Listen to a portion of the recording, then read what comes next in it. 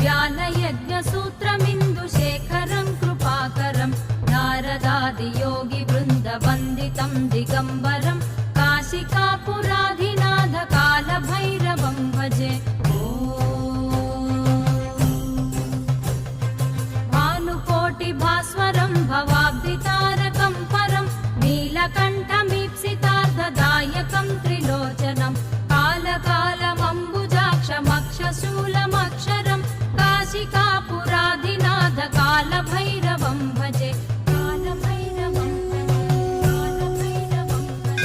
शूलटङ्कपाशदण्डपाणिमादिकारणं श्यामकायमादिदेवमक्षरं निरामयं भीमविक्रमं प्रभुं विचित्रताण्डवप्रियं काशिकापुराधिनाथ कालभैरवं